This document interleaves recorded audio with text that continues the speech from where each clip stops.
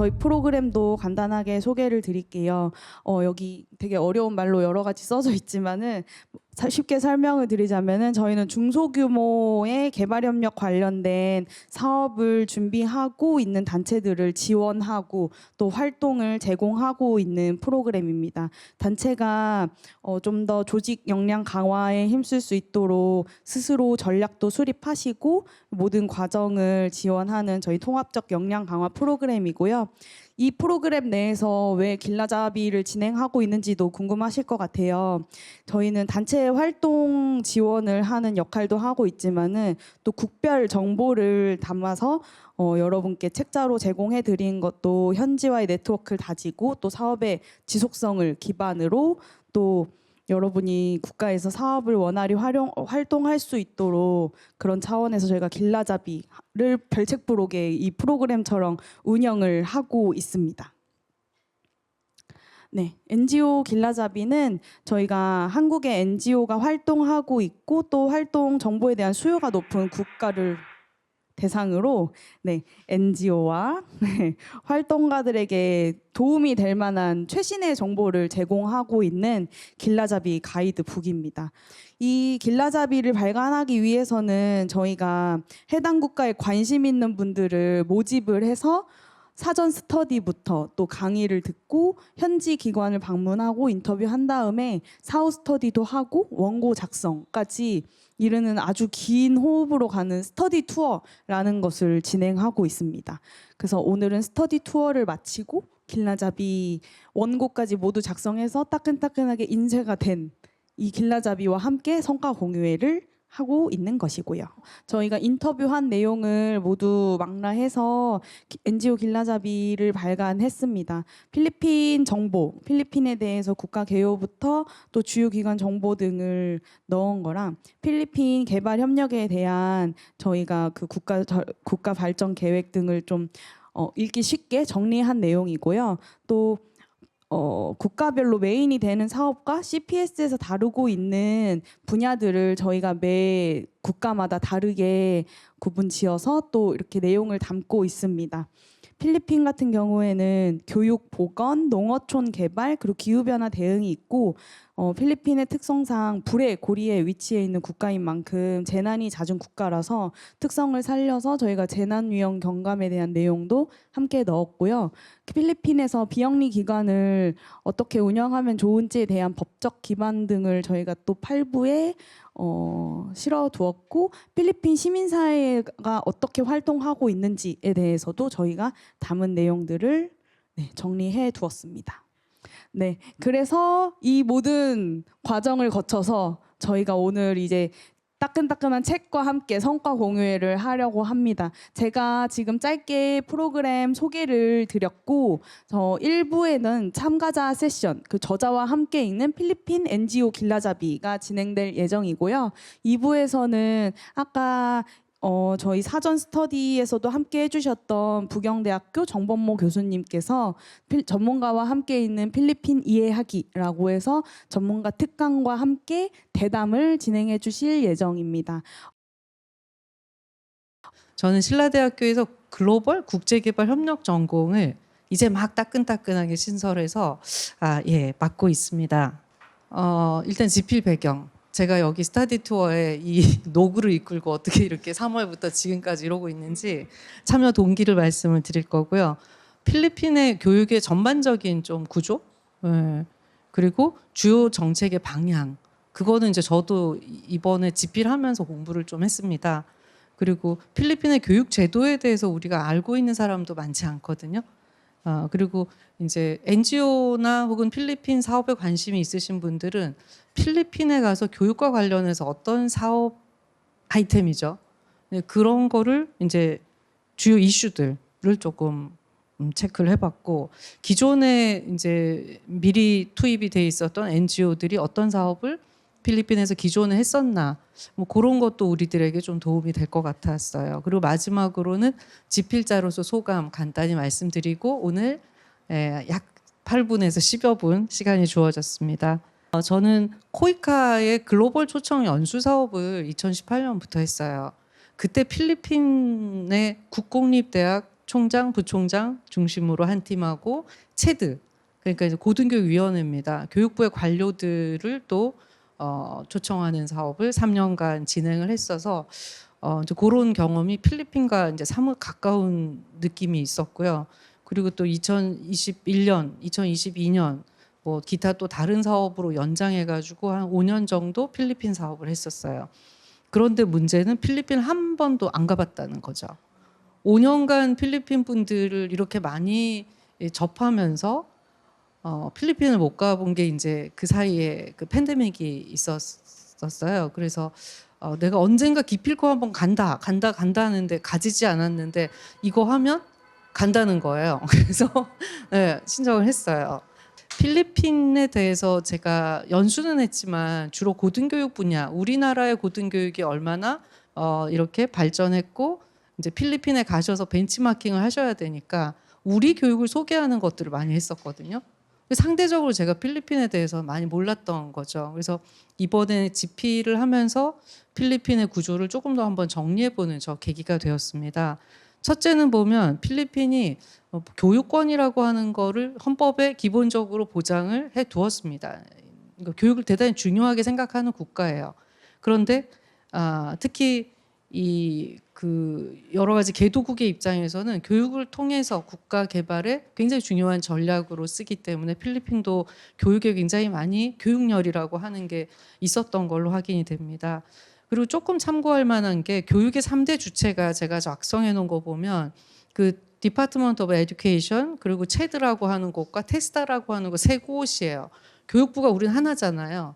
그래서 거기서 유치원부터 대학교까지 다 하나의 교육부에서 관리를 하는데 필리핀은 K-12 그러니까 유치원에서 고등학교까지는 교육부에서 그 뎁에드라고 하는 교육부 그다음 체드는 커미션 온 하이어 에듀케이션 이어가지고 고등교육위원회라고 하는데 대학 교육부가 따로 있는 것이죠.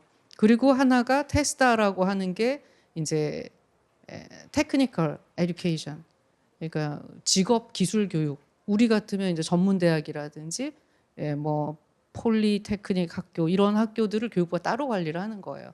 그래서 좀 관심이 있었어요. 우리는 하나가 다 해서 장점도 있지만 단점도 있어요. 우리 교육부는 대학을 제대로 이해를 못한다. 그런 불만이 우리 대학 구성원들 사이에 있거든요. 그런데 이제 이들이 참 좋겠다. 테드는 적어도 체드는 고등교육 분야에 아주 전문가고 다 알잖아요. 근데 이분들 또한 불만이 많아요. 예, 그러니까 각 세 개 파트, 이 디파트 거버넌스들이 서로 연계가 돼야 되는데 이 부분이 단절되니까 일장일단이 있는데 이런 부분들도 우리나라하고 달라가지고 조금 저 입장에서도 계속 좀 연구 주제로도 좀 생각하고 있는 그런 부분입니다. 이렇게 기본적으로 책임지는 기관들이 있었고요. 그리고 PDP하고 NTESDP 이게 지금 그들의 그 교육과 관련한 발전 계획입니다. 중장기적으로 교육이 어떤 방향으로 가야 될 것인지에 대한 큰 중장기 로드맵이 있는 문서들이에요.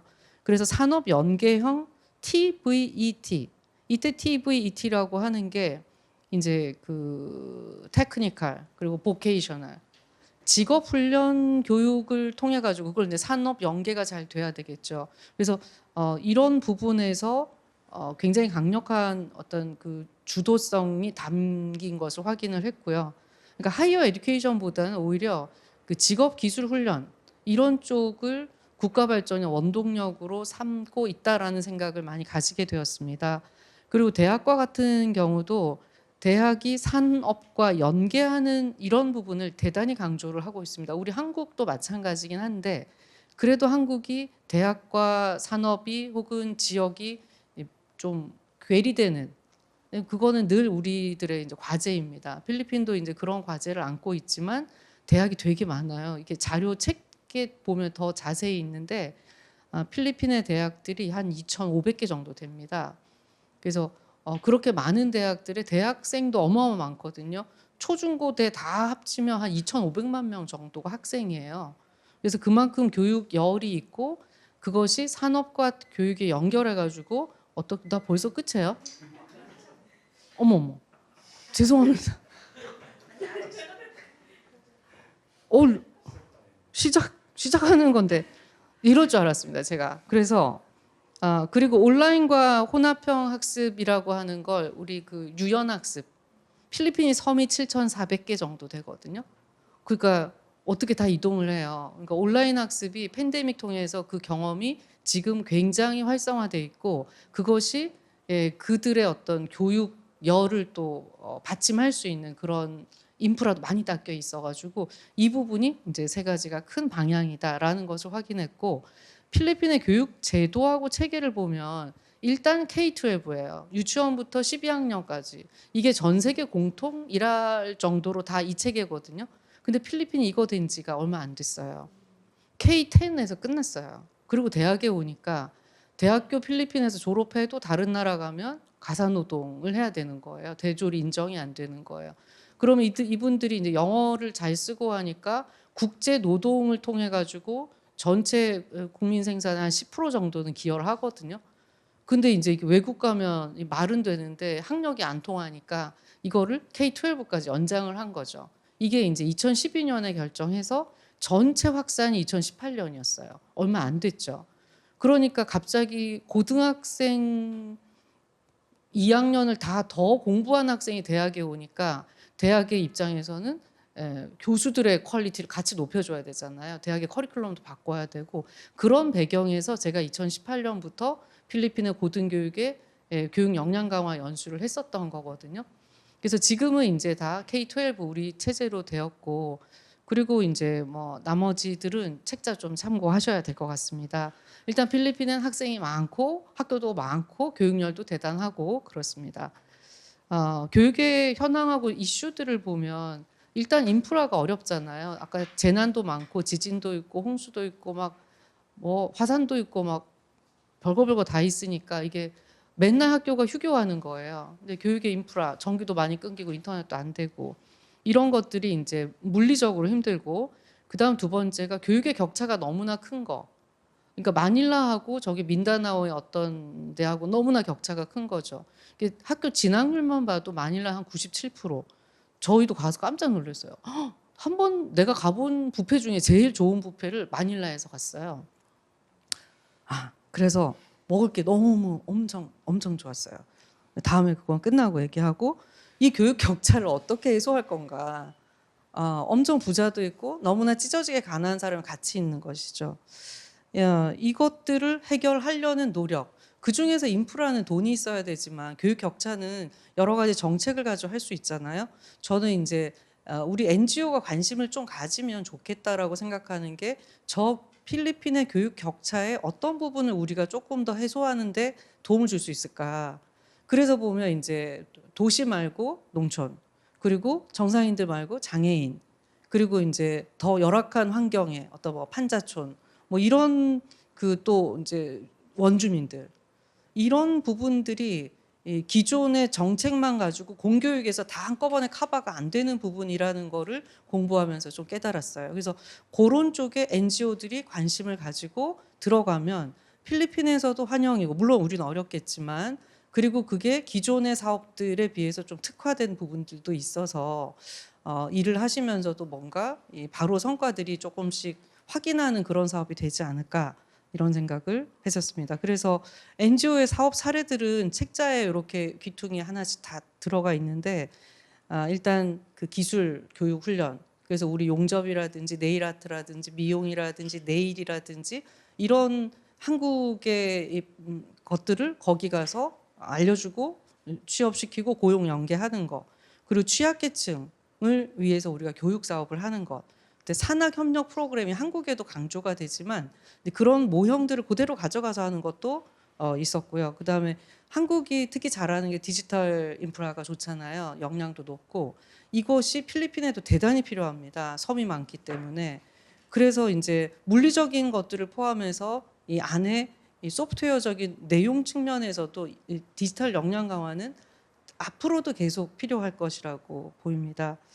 이런 내용들이고 지필자로서 경험과 성찰을 마지막으로 말씀드리고 마무리를 할까 합니다.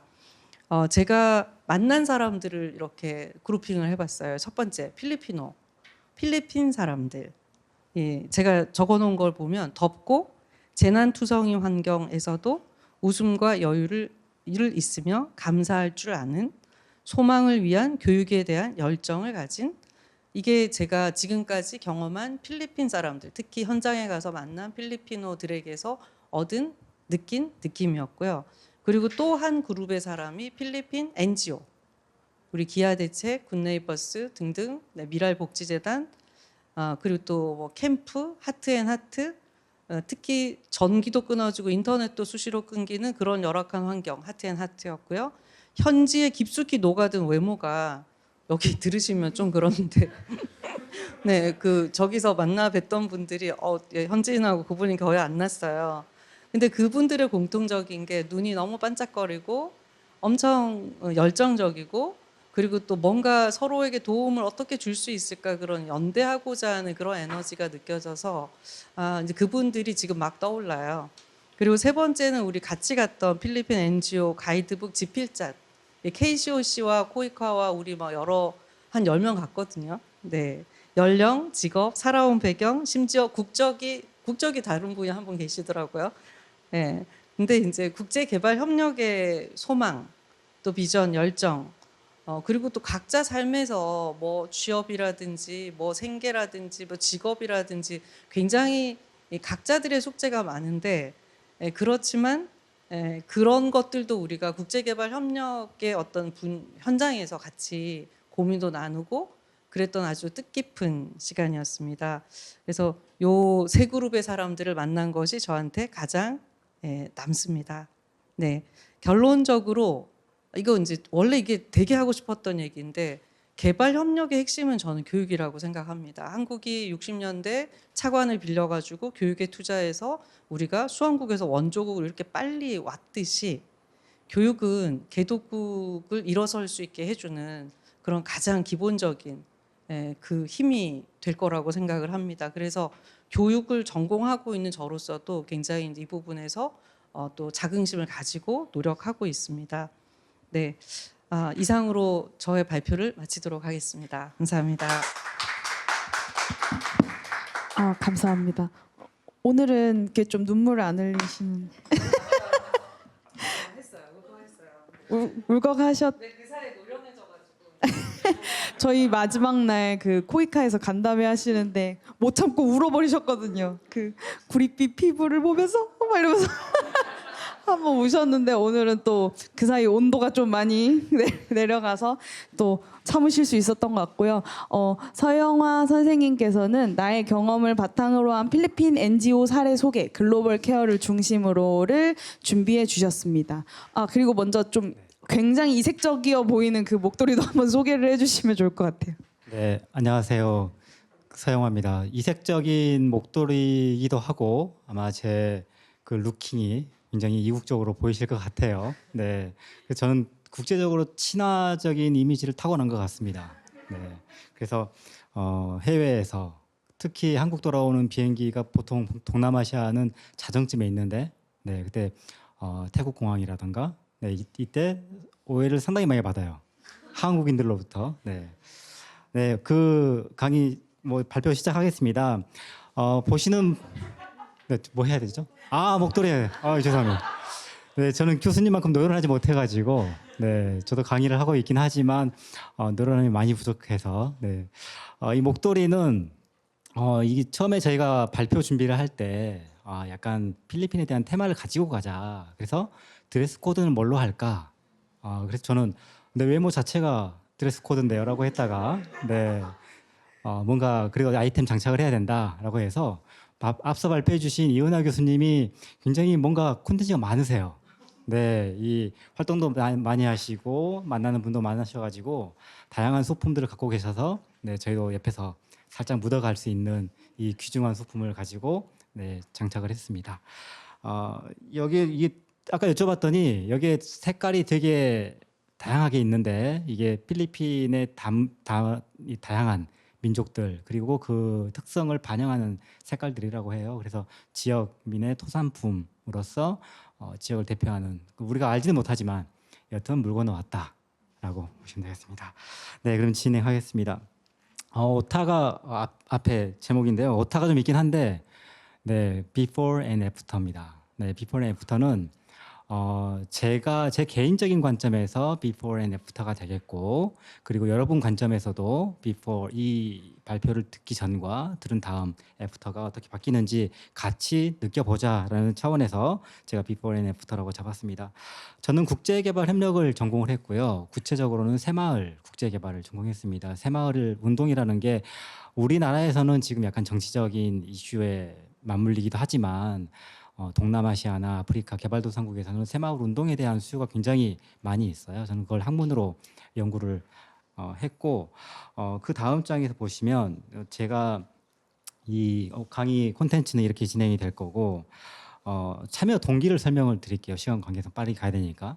참여 동기는 제가 새마을 운동을 공부를 하고 국제개발협력을 오랫동안 이 책으로 공부를 해왔지만 현장을 바라보는 시선은 많이 물론 일도 했었습니다만 그런 기회를 많이 갖지는 못했어요. 갖지는 못했고 특히 새마을 운동을 공부를 하다 보니까 이게 지역 기반, 지역민 주도의 개발 방식이 굉장히 중요하다라고 제가 알게 되었고 그래서 제가 배운 여러 가지 전공 지식과 학업에서 봤던 여러 사례들을 현장에서 살펴볼 수 있겠구나라는 단순한 호기심에서 참여하게 되었고 또 저는 필리핀에서 거주했던 기간이 한 1년 반 정도 되는 것 같아요. 네, 그 전에 장기 연수도 갔었고 교환학생도 갔었고 이제 그런 경험이 있던 터라서 약간 장벽은 없는 친근한 느낌으로 갈 수 있는 현장이겠다 싶어서 가게 되었습니다. 그리고 NGO라는 내용이 처음에 저에게 주는 임팩트는 크지 않았습니다. 단순히 학문적으로는 NGO가 국제개발 협력에 있어서 현장의 최일선에 있는 정부가 하지 못하는 그리고 시민, 개인이 하지 못하는 그런 일들을 조직화해서 가는 그런 조직으로만 알고 있었는데 식견을 좀 넓힐 수 있지 않을까라는 차원에서 가게 됐습니다. 그래서 한국에서 어렵게 새벽 비행기를 타고 필리핀 마닐라 가서 정신도 차리기 전에 또 비행기를 타고 타클로반에 들어갔습니다. 네, 타클로반은 여러분도 뉴스 많이 검색해 보셨을 텐데 2013년에 태풍 하이엔이 거기를 강타하면서 수많은 피해자를 만들었고 도시를 전체를 폐허로 만들었습니다. 그래서 이 전체 세팅은 우리 김나리 과장님 KCOC에서 다 이제 이 코디네이터 해주셨고 저는 글로벌 케어가 뭘 하는지를 모르는 상태로 처음에 공부만 했죠. 가기 전에 공부를 했죠. 공부를 하고 이런 곳이구나 이제 그런 배경 지식을 가지고 글로벌 케어를 갔습니다. 제목에서 보시는 바와 같이 글로벌 케어 vs 글로벌 케어 지부장 이렇게 되어 있습니다. 제가 이렇게 제목을 붙인 이유는 글로벌 케어는 국제 보건 의료 전문 NGO입니다. 대한민국 최초로 보건의료 관점에서 NGO 활동을 하는 단체입니다. 이 단체에서는 의사와 간호사 중심으로 구성이 되어 있어서 개발도상국의 어린이들, 소외계층들에 대한 의료 봉사 활동으로 시작이 되었고 지금은 그 의료 기반, 우리 보건 기반으로 다양한 사업들을 하고 있긴 한데 그 글로벌 케어에 속해 있는 신소미 지부장님을 저희가 처음에 대면을 했습니다. 대면에서 이제 저희는 사업이 궁금했고 제가 물론 가기 전에 여러 가지 질문지들을 조사를 했는데 그 질문지를 제가 펼치기도 전에 지부장님께서 막 말씀을 하시는데 처음에 하이엔 얘기를 하시는 거예요. 하이엔 얘기를 하면서 이때 막 휩쓸고 가서 도시가 황폐화되었고 그 태풍에서 밤새도록 문을 잡고 있었고 어디 대피하지도 못하고 다음날 눈을 떴더니 군대가 투입이 되고 완전 무정부 상태가 되었고 여기서 나가면 죽을 수도 있겠구나 해서 집에 다 갇혀 있는 상태 이런 상황들 막 말씀해 주시는 거예요. 그래서 들으면서 저게 NGO가 무슨 상관일까 했는데 듣다 보니 이분 입담이 되게 좋으세요. 쑥 빨려 들어가는데 결정적인 한마디가 그 상황을 자신이 딱 보고 나서 그때는 그 글로벌 케어 지부장이 아니셨습니다. 그 상황을 목격하고 나서 이들을 돕기 위해서는 내가 뭔가를 해야겠다. 그런데 내가 이들을 위해서 인프라를 만들어 줄 수는 없겠구나. 내가 뭐 물통을 만들어 준다던가 우물을 파준다던가 식수를 공급한다던가 이런 인프라는 내가 할 수 없겠구나. 그런데 내가 뭔가 이들을 위해서 교육적인 활동을 할 수 있겠다. 그리고 이은하 교수님 말씀하셨던 것처럼 교육을 통해서 이들을 뭔가 도울 수 있는 여지가 있을 것 같다라는 차원으로 해서 이분이 밑에 나와 있는 청소년 성생식 건강 증진 사업을 교육적인 관점에서 작업을 하게 되셨습니다. 이걸 바라보는 관점에서는 글로벌 케어가 처음에 그쪽에 들어갔을 때 보통 도시가 황폐화가 되면 구호 단체들이 가장 먼저 들어갑니다. 들어가서 구호 활동을 하는데 되게 인도적인 관점에서 진행이 돼요. 근데 이게 3년 지나면 다 본국으로 돌아갑니다. 이 상황을 목격하고 이렇게 해서는 지속 가능성이 마련되지 않겠구나라고 해서 이들의 보건 환경을 만들어 주고자 사업을 제안을 하게 되어서 현재 필리핀에서 청소년 성생식 관련된 활동을 하고 계십니다. 코이카 지원 사업이고요. 이걸 통해서 필리핀이 굉장히 그 청소년 출산율이 높아요. 굉장히 높은데 그걸 어떻게 바꿔볼까라는 차원을 지자체 그리고 공무원 등과 협업해서 그 활동을 하고 계십니다. 그래서 세부적인 내용들을 제가 다 설명드릴 수는 없을 것 같고 그런 활동들을 하고 계신다라고 이해하시면 좋을 것 같습니다. 그리고 이제 활동을 위한 제안을 제가 넘어가겠는데 시간이 많이 가고 있는데 한 가지 여쭤보고 제가 가겠습니다. 제가 보통 국제개발협력 강의를 할 때 항상 이 질문으로 시작을 해요. 전 세계 평균 기대 수명이 몇 세인지 평균 기대 수명입니다. 몇 세인지를 제가 물어봅니다. 1번 50세, 2번 60세, 3번 70세. 몇 세일 것 같습니까? 평균 기대 수명이 50세. 네, 50세. 그렇죠. 왜냐하면 우리 머리에는 이미 개발도상국이 상당히 많이 차지하고 있을 거다라고 해서 50세입니다. 네. 그리고 답은 세 가지 한 다음에 말씀드릴게요. 1세 아동, 1세 출산, 만 1세 안 된 아동의 예방 접종 비율이 몇 프로일 것 같은지. 1번 20%, 2번 50%, 3번 80%. 몇 프로일까요?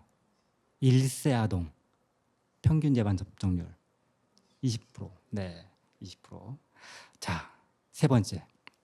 전 세계 평균 전기 공급률 1번 20%, 2번 50%, 3번 80%. 20% 평균. 네. 이 세 개의 질문의 정답은 3번입니다. 네. 이게 뭐냐면 우리가 그만큼 편견을 가지고 있다는 거예요. 이 편견은 우리가 뭐 공부를 해서도 아니고 그냥 일상생활하면서 매스컴을 접하면서 흘러간 얘기를 들으면서 갖고 있던 인식이에요. 그렇기 때문에 개발도상국은 못 사는 나라, 굉장히 안 되는 나라라고 우리가 가지고 가고 있어요. 그래서 현장에 딱 가보면 마치 또 그들은 우리를 바라봤을 때 약간 표현이 적당한지 모르겠는데 약간 높게 업그레이드된 계층으로 바라봅니다. 그래서 그걸 되게 조심을 해야 돼서 이제 제가 제언을 말씀드릴 건데 지금 뭐 SDGs는 다 아실 거예요. 여기에서 추구하는 가치는 포용적인 성장입니다. 네, 누가 끌어가는 게 아니고 같이 가는 거예요. 같이 가는 거기 때문에 이 가치의 방점을 찍는 건 주인공이 누구냐? 끌고 가는 우리가 아니고 그들이다. 그들이 주인공이기 때문에 현장을 바라보실 때, 특히 NGO 활동하실 때 나의 관점이 아니고 그들의 관점에서 바라보는 게 정말 중요하겠다라는 겁니다. 그래서 각자 전공하시는 분야, 관심 있는 분야에 NGO 활동을 하려고 들어가실 텐데 그때는 내가 잘하기 때문에 들어가는 게 아니고 그들이 이게 필요하겠구나, 이게 왜 필요할까, 이 관점으로 접근해 보시면 좋을 것 같습니다. 그리고 NGO 길라잡이 활용을 하실 때는 먼저 각 분야에 대한 내용을 먼저 파악을 하실 필요가 있을 것 같아요. 네. 그런 다음에 해당 국가의 정치, 경제, 사회, 문화 체계가 어떻게 되어 있는지. 필리핀 같은 경우에는 1991년부터 지방자치법이 강화가 되면서 이 굉장히 강화되어 있고 모든 법 조항이라든가 체계가 엄밀하게 중앙정부와 지방정부 다 나눠져 있어요. 네. 가면 뭐 법 체계건 조례건 보면 되게 체계적입니다. 그래서 이렇게 체계적인데라고 할 수 있는데 체계는 훌륭하지만 그걸 이행하는 개인은 거기 아직 능숙해지지 않다라는 내용을 보시면 될 것 같고, 그리고 NGO 활동을 하시면 지역민, 현지 중심이기 때문에 결국은 그 사람과 사람 간의 일입니다. 현장을 가시면 그쪽 공무원들, 지역민들과 관계를 유지하는 게 매우 필요할 것 같습니다. 이런 것들 기반으로 해서 결국 다시 돌아와 보면 현장입니다. 답은 현장에 있다라고 보시면 될 것 같습니다. 그리고 보이는 게 다가 아닙니다. 절대 가셔서 여기 나와 마지막 이 체크에 나와 있지만 우리가 개발 협력 사업을 하면서 저기 우물을 만들어놔야겠다. 이 사람들 식수를 해결하기 위해서 한국에서 10여 년 전에 우물 많이 파졌습니다. 아프리카 개발도상국 많이 파졌습니다. 근데 석회질이에요. 먹지 못하는 물입니다. 그 덮는 비용이 더 많고 그거로 인한 사고가 훨씬 많았는데 그런 것들은 수요자 중심이 아니고 공급자 중심이었기 때문에 나오는 사례들입니다. 그런 것들 우리는 조심해야 되겠다. 그리고 이제 실질적으로 그 NGO 단체들과의 면담을 하면서 제가 느꼈던 현장에서 어려움들인데 재원 확보의 어려움입니다. NGO 단체들이긴 하지만 NGO 활동을 하기 위해서는 인력도 필요하고요. 네, 생계도 꾸려 나가야 되잖아요. 그러면 그 자금이 필요한데 땅 파서 나오지 않습니다. 그리고 그런 재원들을 제공할 수 있는 대한민국의 지원, ODA, 코이카 중심의 사업들이 있기 때문에 그런 것들을 적극적으로 활용을 하시는데 여기에 많은 부분들을 상당 부분 의지하고 계세요. 그래서 이거 2년 다음에 좀 어떻게 해볼까, 지금 이거 잘해야 되는데 성과 좀 내야 되는데 하다 보니 현실과 이상 간에 상당한 괴리가 존재하는 걸 제가 좀 느꼈고요. 그리고 개발도상국이기 때문에 내 생각을 뒷받침해서 같이 코워크를 해줄 인력 확보하는데 굉장히 어렵더라고요. 네, 그래서 한국인 직원을 찾건 현지 직원을 찾건 굉장히 어려운 게 사실이다. 이 부분들은 인지하고 가셔야 될 것 같습니다. 그리고 정보 취득은 굉장히 어렵습니다. NGO 단체끼리의 연합 체계도 있긴 하지만 현지에 가서 그 질문을 했을 때 답을 명쾌하게 줄 수 있는 사람이 없어요. 이 사람 다 다르고 이 공무원 다 다르기 때문에 그럼에도 불구하고 질문을 찾아가는 첫 번째 과정은 그냥 시작하는 겁니다. 시작을 함으로써 답이 만들어지는 것 같습니다. 그리고 이제 거의 끝부분입니다. 그다음 우리의 할 일입니다. 지금까지는 제가 비포 관점에서 우리가 개발도상 상황이 이랬고 우리의 편견이 이랬고 현지 상황이 이렇고 우리가 이렇게 했으면 좋겠다라는 말씀드렸는데 지금까지 말씀드린 것들을 기반으로 해서 현장을 어떤 시각으로 바라볼 것인지 그리고 NGO가 가진 성격 거기에서 내가 어떻게 활동할 것인지 그리고 조력자가 아닌 그 사회의 구성원이 돼야 된다라는 관점에서 접근을 하시면 좋을 것 같습니다. 네, 마지막 페이지인데요. 결론은 문제 해결을 위한 전략입니다. 이 지도를 보시고 어떤 게 떠오르시나요? 이 초록색으로 표시된 부분과 회색으로 구분이 되어 있는데 이 지도가 뜻하는 게 뭘까요? 네, 이 지도는 회색은 선진국이고요. 녹색은 개발도상국입니다.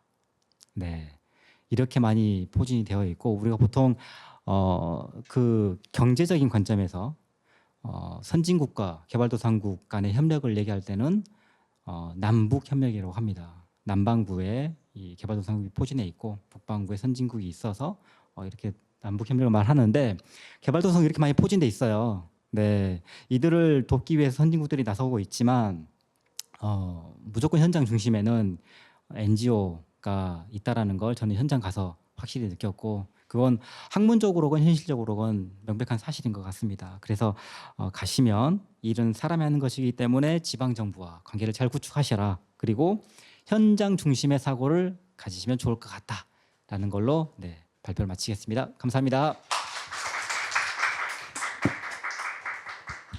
네, 감사합니다. 아주 짧게 저희의 편견도 깨주시고 소회부터 또 우리가 할 일까지 짚어주셨는데요. 책에는 활자로 딱딱하게 이제 필리핀에 대한 정책이나 저희의 이제 활동에 대해서 담겨져 있지만 현장에 대한 중요성을 또 책에는 나와 있지 않은 현장에 대한 중요성을 깨워주신 것 같아가지고 또 저희가 그거를 같이 보면서 길라잡이를 읽으면 좋을 것 같고요. 이제 윤지 선생님께서는 필리핀 스터디 투어 방문 기간 소개 캠프를 중심으로 해주실 예정입니다. 그 청년 농업인이세요. 그 농업인 그것도 앞에 이제 청년이라는 글자가 키워드가 청년 농업인 이신데요. 그 이런 키워드가 함께 붙으면서 이런 관점으로 또 저희가 캠프라는 단체를 다녀왔을 때 어떻게 바라보셨는지에 대한 시선에 대해서 저희가 또 궁금할 수 있을 것 같고요. 또 친환 캠프가 운영하고 있는 많은 사업들 중에서 또 친환경 사업에 대해서도 이야기를 들려주실 것 같습니다. 의상을 또 이것도 이은하 선생님의 아이템인가요? 맞습니다. 급하게 하시느라 지금 뒤에 되게 연예인처럼 막 다 집어 놓으셨는데요. 또 오늘을 위해서 단톡방에서 분주하게 이걸 입어라 이렇게 특명을 주셔서 또 걸치고 오셨습니다. 그러면 박수로 저희 이야기를 들어보면 좋을 것 같습니다. 네, 감사합니다. 네, 지금부터 필리핀 스터디 성과 공유의 필리핀 NGO 캠프에 대한 소개를 시작하겠습니다. 저는 이제 ESTJ라서 딱 10분을 주셨길래 4분 발표하고 이제 4분 자기 소개랑 해외 사례 접목하고 이제 2분 동안 이제 현장 얘기를 좀 해보겠습니다. 네, 빠르게 한번 진행을 해보겠습니다. 캠프 같은 경우는 Sharing and the Serving Toward Transformation 해가지고 이제 변화를 위해서 공유하고 그 다음에 이제 그런 봉사를 좀 기반으로 한 단체였어요. 그렇다 보니까 항상 이제 지속 가능한 마을 만들기에 많은 편중이 되어 있었다는 생각을 했었고, 그리고 이제 통합적인 마을 이렇게 뭐 일자리라던가 교육, 보건, 농업 등 다양한 분야를 넘나들면서 이제 마을을 이제 자립시키는데 되게 많은 이제 노력을 갖춘 이제 그런 NGO 단체라고 이제 생각이 들었습니다. 그래서 이제 캠프 같은 경우에 일자리나 교육, 보건, 농업, 에너지 등 굉장히 다양한 사업을 영위하는 이제 지속 가능한 이제 자립 마을을 만들어가는 국제개발 협력 NGO였던 걸로 기억을 하고, 이제 오른쪽 같은 경우에 실제 이제 캠프가 현장에서 어떤 일들을 하는지를 보여줄 수 있는 그런 건데 굉장히 좀 많죠. 그리고 이제 저희 특히 성과 공유에서 좀 이제 먼저 알려드리고 싶었던 게 이제 익팅이라는 봉제센터였는데, 이게 단순히 이제 이런 전문적인 기술을 가르쳐줘가지고 이제 거기서 끝나는 게 아니라 이들이 그 여기에서 함께했던 사람들이 직접 이제 자립해서 이 기술을 가지고 먹고 살 수 있는 그런 기반을 만들어준다는 점에 이제 굉장히 이제 되게 뜻깊게 다가왔는데, 그 이유가 사실 뭐 ODA라던가 이렇게 원조가 들어가다가 재원이 끊기기 때문에 중단돼 버린 사례가 굉장히 많은데, 애초부터 이제 이들이 만약에 엑시트를 했을 때 어떻게 스스로 살아남을 수 있을지 그런 방법들을 굉장히 많이 연구하고 또 지역민과 함께 소통한다는 느낌을 많이 받았습니다. 이제 두 번째 같은 경우 에너지 자립 농장인데, 사실 이렇게 개발도상 같은 경우에는 전기세가 굉장히 비싸요. 그래서 이제 전기에 대한 그런 니즈를 직접적으로 태양광이나 아니면 이제 풍력 발전기 등을 활용해서 이제 지속 가능한 농장을 만드는데 되게 인사이트를 얻었던 것 같습니다. 여기는 캠프 그때 그 소장님이셨는데 되게 설명도 잘해주시고 본인에 대한 그런 것도 크시고, 또 이게 미생물 발효 제제인데 이제 이런 것들을 하면서 이제 지속 가능한 농업이랑 자원 순환이라는 거에 대해 있어가지고 되게 강조를 많이 하셨고, 특히나 저는 이때 되게 감명을 받아가지고 이제 캠프를 갔다 와서 유기농업 자격증을 땄습니다. 네, 그래가지고 이제 저도 유기농업을 계속 공부를 하고 있고, 스터디 투어에 임하면서 저는 처음에 임하게 된 게 이제 ODA라는 그 개념조차도 잘 몰랐어요. 저는 농고 나오고 농대 나오면서 그냥 농업에만 공부를 항상 하고 있었고, 농업에서는 ODA를 저희는 쉽게 막 접할 기회가 그냥 해외 봉사 같은 거 가는데 이제 그런 것도 약간 놀기 삼아 학교에서 갔던 것 같아. 그래가지고 조금 무지했는데, 재작년에 제가 인도네시아를 새마을에서 같이 이제 해외 봉사를 갔는데 거기서 진짜 봉사를 했어. 인도네시아에서는 진짜 너무 피곤해가지고 막 하루에 3만 보씩 걷고 이렇게 그거 하는데 진짜 봉사구나 이러고, 진짜 그러고 나서부터 이제 ODA나 이런 새마을 운동 이런 거에 관심이 생겨가지고 그럼 나는 약간 ODA에 대해서 전반적인 내용의 이해랑 관련 지식을 좀 함양하는 걸 먼저 우선시하자라는 게 좀 목표였고, 특히나 좀 이제 해당 과정에 있어서 저는 좀 이게 어디도 소속되지 않은 뭐 이제 교수님도 계시고 그 공부하시는 분들도 계시고 연구자분도 계신데 저는 진짜 농사 짓다가 왔는데 내가 거기 가서 어떻게 하지, 약간 이런 생각 진짜 많이 했어요. 그래가지고 그래도 열심히 잘 참여를 해야겠다라는 그런 생각으로 이제 스터디 투어에 임했고, 제 참가자의 시선으로 본 국제개발의 방향인데, 저는 하나 생각하면 딱 캠프가 떠오르는 게, 저는 그 자립할 수 있게끔 그 기반을 만들어주는 게 굉장히 중요하다고 생각하거든요. 그러니까 저도 이제 농업에 종사하면서 뭐 지방에서 보조 사업이나 이런 거뭐 국가에서 해주는 보조 사업을 받다 보면 되게 나태해져요. 그러니까 너 어차피 나라에서 공짜로 준 돈인데 하다가 좀 말아먹으면 어때요? 뭐 이런 식으로 좀 가버리는 경우도 있고 하다 보니까 이게 정말 현장에서 이들이 지속할 수 있게끔 그렇게 유도해주고 이걸 계속 서스테이너블하게 이제 이끌어준다는 게 굉장히 이제 중요하다는 생각을 했었고.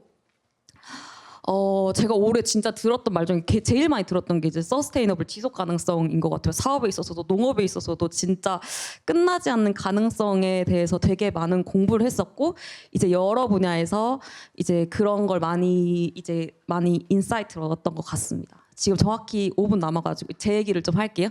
저는 이제 저도 사실 일해가지고 하고 싶은 얘기가 진짜 많은데 제가 올해 이제 필리핀 갔다 오고 나서 이제 그러고 일본도 가고 네덜란드도 갔어요. 둘 다 이제 스마트 농업으로 갔는데 이게 한번 ODA에 꽂히니까 이제 가서 자꾸 막 그런 걸 찾게 되는 거예요. 그래서 이제 처음에 일본을 가서 홋카이도 쪽이 이제 북해도 쪽이 되게 농업 강국인데 가서 이제 막 그 뭐 온천열로 막 이렇게 땡겨가지고 막 뭐 하우스 돌리는 어떤 농업인이 계셨는데 근데 저거 돈이 될까? 이렇게 물어봤는데 저게 될까? 이랬는데 자이카에서 이제 그걸 해주신대. 그러니까 자이카 같은 경우에는 그 현지에서 직접 이런 농장의 기술 교육을 시켜주러 이런 뭐 이제 NGO를 꿈꾸는 사람이라던가 아니면은 뭐 이렇게 봉사를 꿈꾸는 사람들을 현지에서 일단 농업 현장에 먼저 투입을 시킨대요.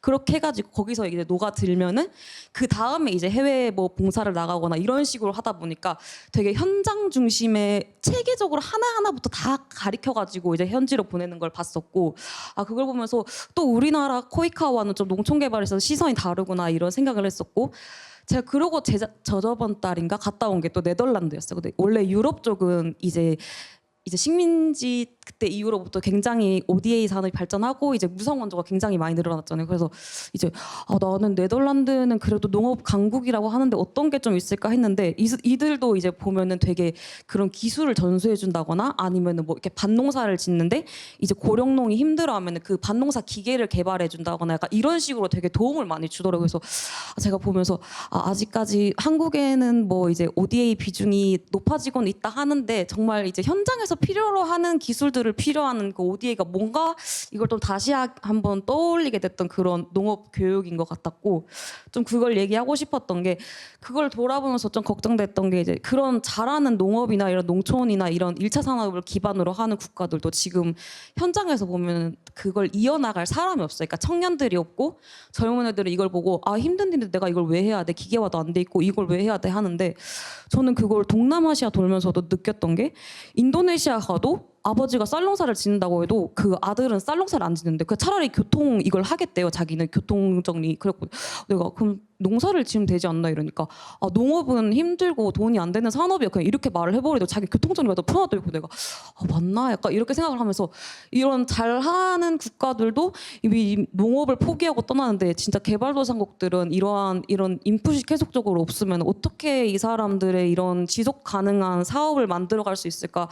이런 좀 인사이트를 많이 얻었던 것 같고 또 하고 싶은 얘기는 제가 아직 시간이 남아가지고 마지막으로 제가 이제 이번에 에이펙이 그 경주에서 최종 지금 하고 있는데 엊그저께 이제 AI 거기 이제 갔다 왔어요. 그 CEO 서밋에 갔다 왔는데 그때 이제 연사님께서 그런 얘기를 해주셨어요. 이게 저는 또 사업을 하고 있는데 농식품 사업을 하고 있는데 이제 지금은 타겟팅할 때 뭘 타겟팅해서 브랜딩을 하냐 이렇게 물어보니까 당연히 거기에 커스터머를 타겟팅해가지고 내가 그 사람의 입맛에 맞는 제품군을 만들어야 된다 이렇게 말씀해주셨는데 했는데 저한테 그러는 거예요. 앞으로는 그렇게 하면은 사업 망한다. 그래서 제가 왜요 이러니까 앞으로는 AI가 이제 이거를 뭐 들어가서 뭐 나 오늘 참기름이 필요한데 거기에 맞는 참기름을 소개시켜줘 이러면 이제 AI를 막 뭐 타겟팅으로 해서 마케팅을 한다 이렇게 이렇게 말씀을 하시는 거예요. 내가 그럼 저는 1차 산업에 있어가지고 가장 어떻게 보면 근간이 되는 산업을 하는데 그런 데 있어서는 어떻게 AI를 접목하면 될까요? 이러니까 약간 그분도 그런 생각을 많이 하시더라고요. 그러니까 1차 산업에 있어서는 정확히 이런 인공지능이나 이런 부분이 어떻게 접목이 돼야 될지 모르겠고 가장 늦게 조금 이제 접하게 될 그런 분야이지 않을까 뭐 이런 말씀도 하셨고 것도 그리고 한 가지 좀 이제 뭐 NGO 단체나 이렇게 나가서 하시는 분들이 조금 제가 드리고 싶은 말은 그게 있어요. 그 교육의 중요성을 저도 알고 있거든요. 저도 이제 공부하기 싫어서 농고를 가고 농대를 간 건 아닌데 농업을 공부하고 싶어서 저는 농대를 가고 이제 그랬는데 진짜 교육이 없으면 농업도 이만큼 성장을 못하고 정말 모든 산업이 발전을 할 수 없었다는 걸 저는 진짜 많이 느꼈어요. 농가 다니면서. 그래서 약간 현지에 가시는 분들이나 좀 이런 NGO 분들이 농촌 개발이나 이런 게 있었으면 일단 저는 교육을 먼저 잘 커리큘럼을 짜가지고 청년이든 여성이든 그렇게 조금 같이 가는 그런 구조를 만들었으면 좋겠다라고 하면서 이제 마무리하겠습니다. 네. 저희가 NGO 길라잡이를 만들 때에는 전문가의 입장에서 제언이나 전략을 주시는 게 목적이 아니고 이 필리핀에 들어가시는 분들 혹은 NGO 관계자분들이 가장 궁금해하고 필요로 하는 내용이 무엇인지에 초점을 맞추고 진행해 주셨으면 좋겠다라는 말씀을 드렸습니다. 그래서 굉장히 다들 평등한 분위기에서 또 굉장히 같이 공부하는 그런 분위기에서 자료를 만들었었고 그럼에도 불구하고 나눠주고 싶으신 말씀과 그런 고민들이 많으셨기 때문에 오늘 이렇게 성과 공유의 자리를 마련해서 같이 추가적으로 이야기하는 사실 시간을 최근에는 AI가 굉장히 많이 발달해서 챗 GPT에 검색하면 대부분의 내용이 나오긴 할 것 같거든요. 근데 그럼에도 불구하고 저희 NGO 길라잡이에서는 이러한 점이 특징이다라고 하는 것들을 조금 소개해 주실 수 있으실까요? 네, 그 제가 계속 반복적으로 말씀드리는 것 같아요. 네, 현장 중심인데 이 내가 가본 것, 경험해본 것들을 직접 글로 나타낸다라는 것만큼 가치 있는 건 없다고 생각을 합니다. 그래서 우리가 보통 책을 많이 읽는 사람들 보면 이제 왜 책을 읽어요 하면 내가 직접 경험할 수 없는 것을 책으로 통해서 경험할 수 있기 때문에 읽는다고 얘기를 하는데 이건 진짜 길라잡이기 때문에 뭔가 학술서가 아니기 때문에 현장을 배우고 싶은 분들은 이거 가볍게 읽어보시면 참 도움이 될 것 같다라고 생각을 합니다. 그래서 현장감이 고스란히 담겨 있는 책이다라고 저는 말씀드릴 수 있을 것 같습니다. 네, 감사합니다. 그동안 PDF로는 작업물을 여러 번 보셨을 텐데 실물로는 오늘 처음 보시는 거죠. 좀 감회가 많이 새로우실 것 같아요. 저희 영화쌤은 그 보건 분야를 작성해 주셨고 농촌개발 그리고 교육 분야를 작성해 주셨는데 참 내가 쓰긴 했지만 이 부분은 참 좋다.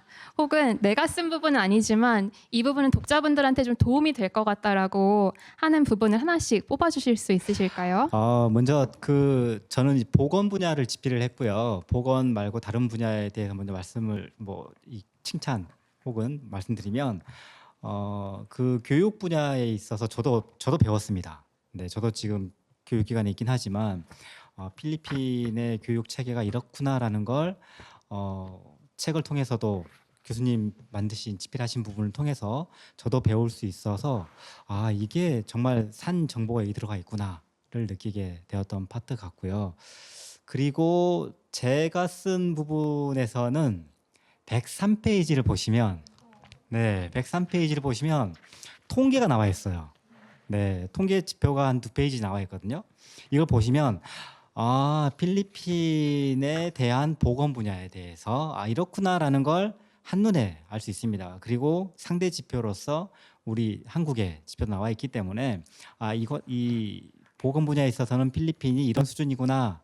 인구라던가 출생률이라던가 각종 병원의 수라던가 의사 수라던가 이런 것들에 대해서 살펴볼 수 있는 관점이기 때문에 최소한 보건 분야에 있어서는 그 통계 지표를 한번 살펴보고 들어가시는 게 깔끔할 것 같다. 네, 배경 지식을 갖추고 들어가는데 좋을 것 같다라고 말씀드릴 수 있겠습니다. 저는 사실 몇 페이지까지는 기억을 못 해가지고 근데 저도 이제 현장을 무조건 봐야 된다는 거는 공감을 하는 부분인 것 같고 뭘 보라고 하는 거면 저는 약간 그런 걸 볼 것 같아요. 밑에 이렇게 뭐였죠? 막 저희가 법령 같은 게 되게 은근 체계적으로 잘 구성이 돼 있어요. 필리핀도 그렇고 그리고 이제 밑에 지방 정부 기관이라던가 이런 것들 되게 자료가 잘 나와 있어가지고 그런 부분들을 보고 이제 현장도 보면은 조금 더 쉽게 이해할 수 있을 것 같다라는 생각이 듭니다. 네, 윤지생 금방 얘기한 거가 같이 공감 가는 건데 우리 책 보면 8부에 비영리 기관의 등록과 운영 챕터가 있거든요. 그쪽에 그 법령이나 이런 것들이 바뀌는 걸 대응을 못해서 정말 이제 그 되게 위기가 있어서 때로는 벌금, 뭐 때로는 뭐 사업장 폐쇄, 뭐 우리는 좋은 뜻으로 갔는데 그 나라의 어떤 법 체계, 특히 NGO 관련된 거 그런 게 생각보다 굉장히 촘촘하게 잘 된 나라가 필리핀이라고 들었어요. 그래서 이제 인프라는 못 따라가서 그렇지 실제로 사회법이나 제도나 이런 규정들이 대학 교육도 마찬가지입니다. 엄청 촘촘한데 그 중에서 NGO가 꼭 알아야 될 내용들을 가장 최신판으로 업데이트한 것이 지금 8부에 들어가 있어서 GPT 보고 했다가 우리가 난처할 수 있거든요. 그래서 한번 사람을 통해서 검증된 것이어서 이 부분이 의미가 있지 않나 생각을 네, 합니다. 감사합니다. 저희가 총 5분의 참가자와 함께했고 오늘 2분이 개인 사정으로 잘 해주셨지만 그 추천하는 파트도 남겨주셨어요. 그래서 저희 허예리 선생님께서는 본인이 작성한 파트여서 추천하는 것은 아니지만 이라고 단서를 달아주시면서 6부를 강력 추천을 해주셨고요. 기후변화 대응을 작성해 주셨는데 본인의 애정이 담겨 있는 것도 있지만 타 섹터에 비해서 정부의 정책이나 전략이 굉장히 긴밀하게 연결되어 있는 부분이다. 그래서 그런 부분을 꼭 확인하고 참고하시면 많은 도움이 될 것 같습니다. 라는 의견을 주셨고요. 저희 또 김영원 선생님께서는 필리핀에 진출하고자 하는 분들께서는 필리핀 개발협력 정보 2부의 내용이고 방금 말씀해주신 비영리 기관의 등록과 운영 8부도 시작하시는 데 굉장히 도움이 될 것 같습니다. 라고 추천 의견을 주셨습니다. 공통적으로 세 분께서 이제 현장성에 대한 이야기를 많이 해주신 것 같아요. 현장 단체들의 목소리라든지 어떻게 활동을 하고 있는지에 대한 얘기들을 많이 해주셨는데 저희가 현장에서 활동하고 있는 모든 정보를 담아내지 못했지만 9부에 보시면 지금 필리핀에서 활동하고 있는 한국 CSO 활동 정보를 담아두었습니다. 그래서 한국 NGO들도 있고 또 필리핀 NGO 정보도 있기 때문에 이제 조금 참고하시면 도움이 될 것 같다는 생각을 하고 참고로 필리핀에는 지금 한국 필리핀 NGO 협의체가 있는데 지금 전 세계에서 활동하고 있는 한인 NGO 협의체 중에서는 가장 활발하게 운영이 되고 있다고 볼 수 있습니다. 그래서 저희가 인터뷰를 해보니까 처음 진입하고자 하는 단체들한테 전략 컨설팅도 해주시고 무료로 같이 어떤 사업 방향도 기획을 해주시고 하신다고 하시더라고요.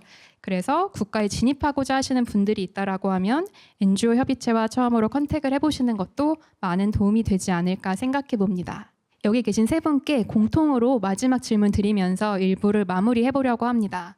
오늘 와주신 분들도 그러시고 나중에 유튜브를 통해서 영상을 보신 분들도 대부분 필리핀에 좀 진출하고자 하는 국제개발협력 관계자, 관심자 분들이 많으실 것 같아요. 그분들께 필리핀을 이렇게 접근해 주시면 좋겠다, 혹은 내가 경험한 곳은 이랬다라는 어떤 응원 혹은 조언을 한마디씩 해주시면서 마무리해 보도록 하겠습니다. 네, 저는 동남아시아를 많이 돌아다녀 봤어요. 많이 돌아다녀 봤고 필리핀도 말씀드렸던 것처럼 1년 반 정도 살았는데 제가 타클로반에 갔다가 필리핀 마닐라로 넘어갔는데 마치 제가 시골주에서 서울주로 바뀐 느낌이었어요.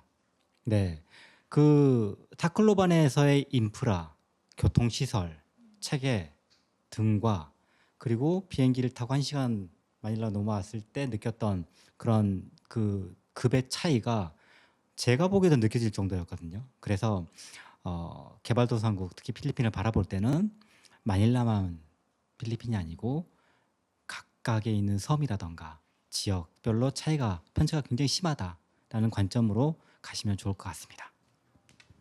저는 필리핀은 날씨도 따뜻하고 사람도 따뜻한 나라인 것 같아요. 제가 그걸 생각했던 게 에이펙 봉사할 때 제가 서먼 봉사를 했었는데 그때 저랑 친해진 필리핀 친구가 있었는데 그때 필리핀 갔을 때 제가 그 알로알로 아이스크림 먹는 데서 찍었는데 그때 그걸 보고 저한테 다시 연락이 와가지고 필리핀 어디냐고 저녁 맛있는 거 사주겠다고 이렇게 연락이 온 거예요. 그래서 내가 진짜 따뜻하다 생각을 했는데 또 그 필리핀에서 공항에서 또 제가 친해진 교수님이 계셨어요. 그 필리핀 현지 교수님인데 그분이랑은 지금도 이제 이제 연락을 계속 하거든요. 그래서 자기가 언제 한국 들어오면 삼겹살에 소주 먹자고. 그러니까 날씨만 따뜻한 게 아니라 이렇게 사람들이 정말 따뜻하구나 그런 생각을 하게 됐던 나라인 것 같습니다. 저는 한 가지 어떤 말씀을 드리고 싶냐면 저도 필리핀이나 이렇게 개발 협력 사업을 할 때 일단 개도국 못 사는 나라 그러면 그 나라에 우리가 조금 잘 사는 어떤 거를 조금 더 도와줄까 이런 각도였는데 제가 첫 해에 수원국과 원조국이 바뀐 느낌이었어요. 한국의 우수한 고등교육을 얘기를 하려고 그랬는데 그분들이 체대를 통해서 가지고 있는 규정이나 제도나 여러 가지 평가 시스템이라든지 우리가 배울 게 너무 많은 거예요. 그래서 우리가 좋은 거는 약간 그 IT 기반으로 한 인프라 그런 어떤 시설 환경 그러니까 결국은 물자 말고는 제도라든지 이런 것들을 우리가 많이 또 뒤처지는 거를 굉장히 많이 느꼈고 그 뒤부터는 굉장히 제가 이제 겸손한 자세가 되었고 그리고 이번에 필리핀 가서도 정말 그 쓰레기 섬처럼 그런 마을도 갔고 그리고 또 우리가 또 제가 필리핀 또 지인 총장님 또 그런 분들하고도 교류를 했고 이게 빈부 차이가 굉장히 많이 나기 때문에 앞에 우리 서영환 실장님 얘기하셨던 것처럼 그 국가를 보고 우리가 개도국 이렇게 접근을 해서는 대단히 좀 온전하게 그분들하고 교류하기 힘들다. 각각의 개인의 어떤 인감이나 백그라운드나 이런 거에 따라 가지고 정말 다양하기 때문에 NGO 혹은 필리핀을 접근을 할 때 다른 나라도 마찬가지겠지만 그 개인 집중을 해서 우리가 이해를 해야 되겠다 이런 생각을 저 개인적으로 좀 느꼈습니다. 네. 필리핀이랑 처음 어떻게 인연을 맺게 되셨는지 좀 여쭤봐도 될까요? 저의 그 전에 연결고리는 그 빈민 지역이었습니다. 서울에 대학 다닐 때 근처에 산동네가 있었고 거기에 이제 뭐 자원봉사 나간 게 시작이었죠. 그리고 아까 잠깐 나눴었는데 거기에 그 낙골교회라는 데가 있었고 거기에 그 나요 대표님이 계시던 나요 전도사였죠. 거기서 그 낙골교회에서 빈민 아동들 대상으로 이렇게 방과후 프로그램 자원봉사를 하기 시작한 게 그 처음 빈민과의 인연이었고 그것 때문에 이제 석사까지 가게 됐는데요. 그 석사 때 이제 논문 이렇게 할 때를 찾다가 이제 막 언급하신 분이 필리핀에 먼저 가 계셨고 그래서 거기 놀러 갔다가 그래서 이제 제 인생이 이제 그 난곡이라는 데 간 게 첫 번째 꼬였고 필리핀에 이제 간 게 두 번째 꼬여서 제 인생이 여기까지 왔습니다. 간단하게 화면과 같이 이력을 정리해 보았는데요. 혹시 이 중에서 이 부분이 빠져 있다 아니면 내가 쓴 논문이나 저서지만 이 책은 좀 읽어봤으면 좋겠다라고 추천해 주실 만한 것들이 있는지 여쭤보겠습니다. 예, 저 그 인류학자들 동남아를 말하다 정도가 눈에 띄고요. 나머지는 뭐 이렇게 제가 보기에 다 초라한 논문인데 저건 인류학자들 여러 명, 특히 동남아 전공한 사람 한 그분들이 이제 이렇게 같이 해서 낸 책인데요. 그분들이 사실은 거의 그 동남아 전공하는 인류학자들 거의 뭐 제일 대표적인 분들입니다. 근데 저는 이제 거기서 시민사회분이나 국제개발협력 그 파트를 했고 그래서 이렇게 어떻게 빈민 지역을 갖고 어쩌다가 그 개발협력에 연루가 됐는지 뭐 그런 얘기와 그리고 뭐 그냥 약간 에피소드 중심의 이야기로 이렇게 돼 있는 책입니다. 그래서 뭐 그냥 개인 얘기인 거긴 한데 약간 이렇게 빈민 지역 그리고 필리핀에서의 이렇게 주민 운동 뭐 이런 데 약간 느낌 뭐 이런 걸 좀 보시려면 뭐 도움이 될 수는 있을 것 같습니다. 예. 뭔가 우리가 처음 보는 사람들 그 사람들을 어떻게 해야 되지? 이 사람들을 여기 우리로 끌어들여야 되나? 이런 고민을 했을 거고 그래서 약간 타자로 시작한 거였습니다. 인류학이라는 건. 그리고 그래서 초기에 사실 그 시선은 사실 좀 수상할 수 있죠. 이렇게 좀 더 그래서 자연스럽게 미개한 사람들, 아직 문명에 가지 않은 사람들 이런 식의 연결이었을 겁니다.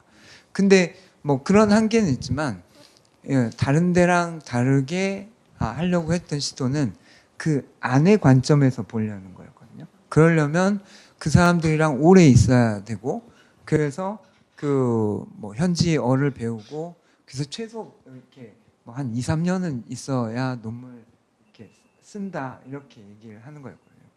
이제 뭐 그런 것 때문에 저 다른 건 모르는데 그때 그 까부야오 오셨을 때도 그렇지만 그냥 그 비민족에 이렇게 뭐 이렇게 좀 장기 치료하려고 했던 이유도 그런 거였습니다. 이 뭐 이렇게 필리핀 사회 문화에 대한 이야기인데요.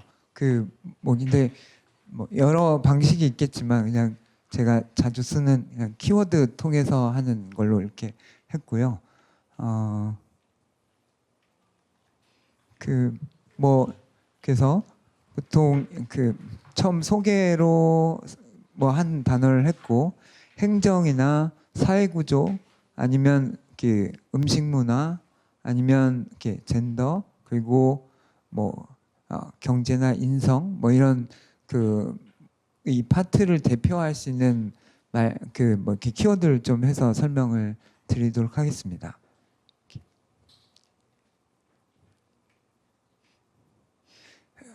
이제 이걸 많이 드시긴 하셨죠 이제는.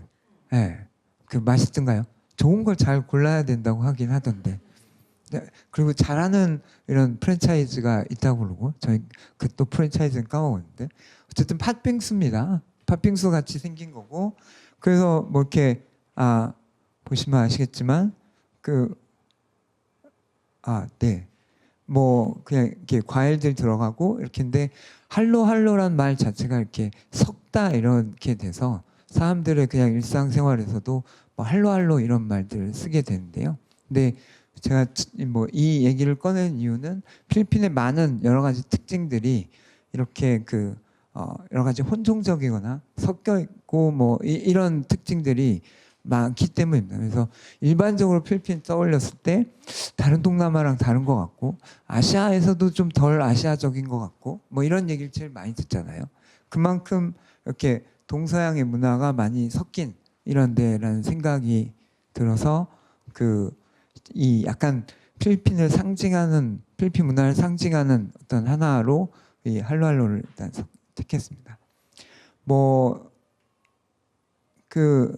일단 이건 이제 익숙해진 분들 많을 텐데 보통 필리핀을 여기 마닐라가 있는 루손섬 그리고 남쪽에 민다나오 그리고 여기는 워낙 섬이 많아서 비사야 제도라고 부르는 요 세 부류로 이렇게 주로 얘기를 하죠. 근데 뭐 섬이 7,100개가 넘으니까 그만큼 이렇게 다양하고 언어도 다양하고 뭐 이 종족도 다양한 뭐 이렇게 돼 있습니다. 그래서 우리랑 이제 가장 다른 오리엔테이션 중에 하나는 한국 사람한테 이렇게 이제 뭐 이렇게 필리핀이 종족이나 언어가 몇 개나 될까요? 이렇게 물어보면 이제 답을 알고 계신 분들 꽤 많죠.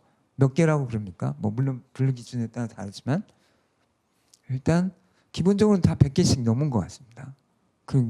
그리고 그리고 다 이렇게 쪼개져 있어서 이렇게 여쭤보시는지 저런 이런 목걸이가 어느 종족일까 뭐 이런 걸 맞히는 게 쉽지는 않습니다. 왜냐하면 이렇게 워낙에 다양해서. 근데 저게 이제 남쪽 민다나오 쪽에 있는 티볼리 쪽 사람들인 것 같긴 한데 그렇게 어쨌든 다양한 사람들로 섞여 있는 데가 필리핀이고 그 중에 이제 행정 정치를 하는 단어로 제가 이 배를 가지고 왔습니다. 근데 이게 작으면 배인데 여러분들 이렇게 동네에 가셨을 때 그러니까 우리로 치면 동에 해당하는 데를 뭐라고 불렀어요? 거기는 꼭 가게 되지 않습니까? 거기 가서 처음에 그 지방 정부의 뭐 사람들을 만나고 무슨 프로젝트를 하더라도 거기에 가서 누구를 만나라고 얘기를 하거나 그런 경우가 많습니다. 거기 최소 행정단위를 뭐라고 그러죠? 바랑가이라고 그러죠. 그 말이 무슨 뜻인지는 이렇게 누구한테 물어보신 적 있으세요? 사실 저도 한 10년 살면서도 그렇게 관심을 가진 적이 없는데 그것만 딱 이상한 말이잖아요. 나는 건 다 영어로 써 있는데. 근데 생각보다 우리가 생각하는 동보다 그 바람가이의 자치성이 꽤 강하거든요. 그래서 바람가이 캡틴은 일단 직선이고 직선에서 뽑는 사람이고 그 바람가이 홀에 잠깐 보면 거기 약간 구치소 같이 생긴 데도 있습니다. 그러니까 어느 정도의 치안과 행정, 뭐 정치 이런 걸 같이 갖고 있는 그 단위가 되거든요. 근데 이거 이제 근원을 이렇게 찾아보면 저 배를 발랑아이라고 불렀다는 거예요. 네. 배를 발랑아이라고 불렀는데 저 배가 뭐 이렇게 조그맣게 보이기도 하지만 많으면 뭐 50명, 60명, 70명 이렇게 들어갈 수도 있었다는 거예요. 근데 왜 그러면 그렇게 다닐까? 이렇게 보면 기본적으로 이렇게 약간 바다의 유목이라고 생각을 하시면 바로 하실 겁니다. 이 배를 타고 이렇게 다른 섬으로 가서 어느 정도는 내려서 물을 구하고 거기서 조금은 이렇게 오래 있으면서 경작을 하고 그럴 수도 있지만 다시 또 배를 타고 떠날 수 있는 그런 집단이 있었다는 거죠. 그러면 그 안에 있는 사람들에서는 일종의 이렇게 계급도 좀 분화돼 있고 역할이 다른 사람들이 있고 이런 게 있었다는 겁니다. 그러면 여기가 기본적으로 가장 기본적인 사회 단위였다, 사회 단위의 근원이었다라는 이야기를 듣고 그리고 그 이후에도 필리핀에서는 그 바람가이가 되게 약간 정치, 경제, 생활의 중심인 경우들이 많습니다. 그래서 우리 생각대로 수직적인 행정구조상에서 동이라고 파악하는 것보다 약간 자치와 자율적인 걸 갖고 있는 그 행정단위라고 인식을 하는 게 여러분들이 이렇게 접촉하시고 이럴 때 더 이해가 잘 되실 겁니다. 그리고 바람가이 캡틴에 대한 위상이 더 높을 수도 있고 그럼 바람가이에도 역시 의회가 또 구성되어 있어서 그리고 심지어 청년의회가 바람가이에도 또 구성되어 있는 경우도 있습니다. 그래서 그 조직들을 잘 보시고 접촉을 하면 실제로 지역에서 어떤 일을 하고 어떤 파트너십을 맺을지를 찾는 데 도움이 되실 수 있습니다.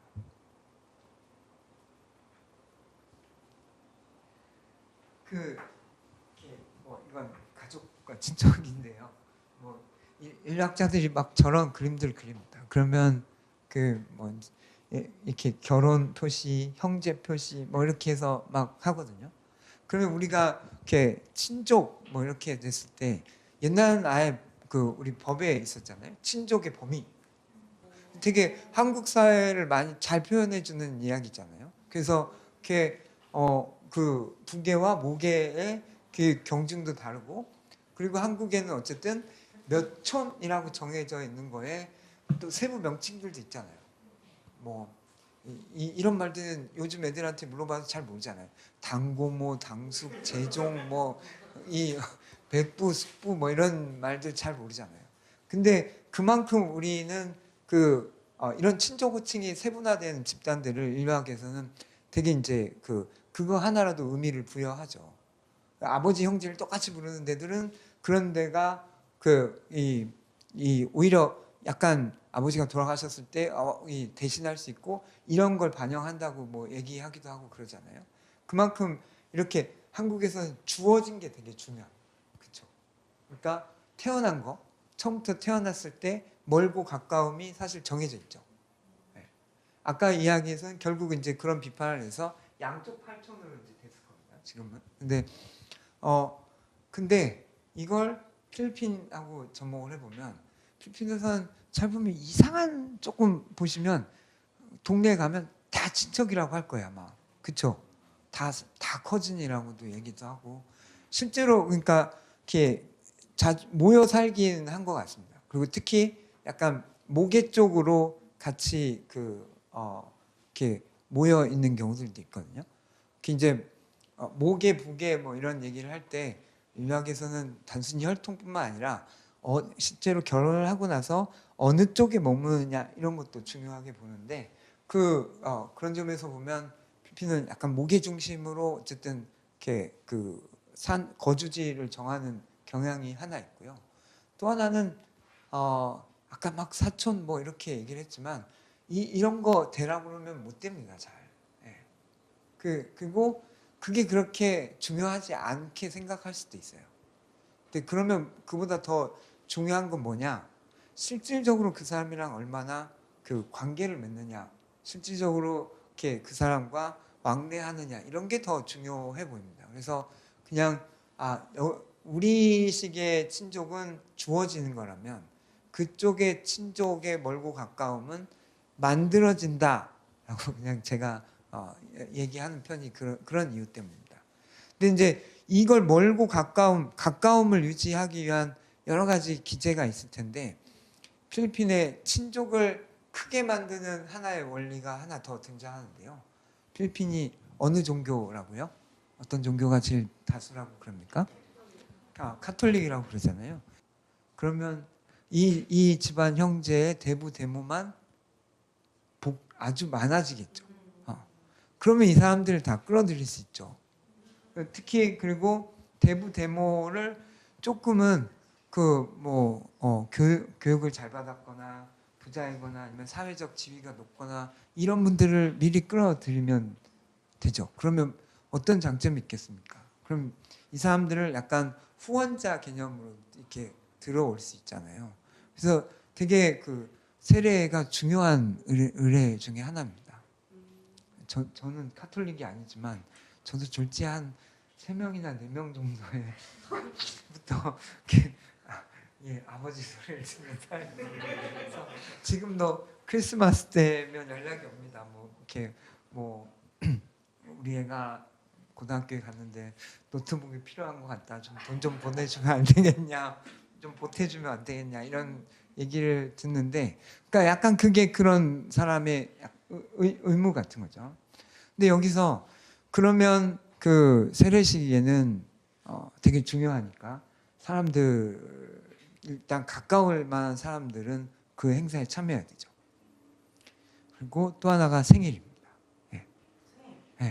그 질문을 돌아가겠습니다. 그런데 뭐 또 어디 신앙이 껴들었는지 모르겠지만 홀수가 중요하다 뭐 이런 게 있습니다. 또 뭐 1, 3, 뭐 7, 뭐 이런 몇 세의 생일은 특히 중요하다 이렇게 돼 있는데 그러면 이런 누구의 생일이건 누구의 세례식이건 이건 그 사람의 충성도를 실험할 수 있잖아요. 그러니까 가야 돼요.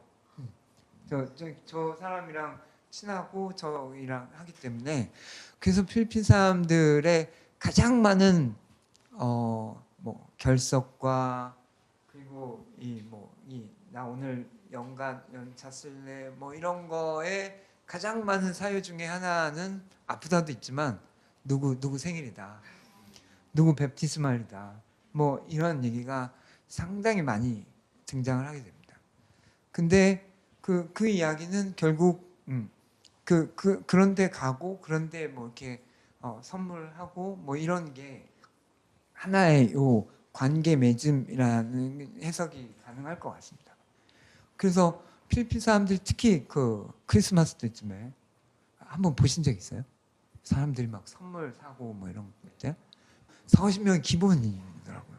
그래서 막 이 리스트를 쫙 씁니다. 그때쯤 되면 이렇게 해서 그러니까 물론 거기에 10,000원, 100,000원 하면 다 거덜나죠. 근데 진짜 뭐 몇백 원, 1,000원이라도 그런 물건이라도 해서 이렇게 다 돌리게 되는 거죠.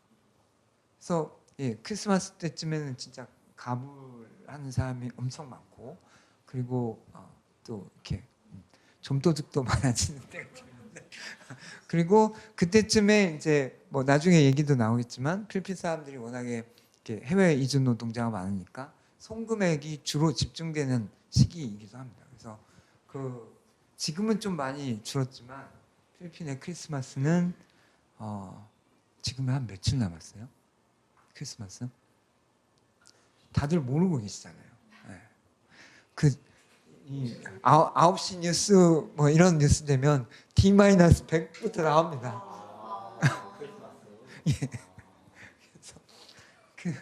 그래서 사람들이 아 크리스마스가 며칠 남았네 이런 건 그 뭐 1년의 관심거리가 됩니다. 근데 그래서 이런 그 크리스마스건 아니면 카톨릭과 관련된 이런 유사 친족을 만드는 기재건 뭐 아니면 뭐 일상적인 이런 그 관계를 맺는 것들이 필리핀의 이 가까운 친족 그리고 이 친족 비슷한 이런 유대 관계를 만든 하나의 기제라고 볼 수 있습니다.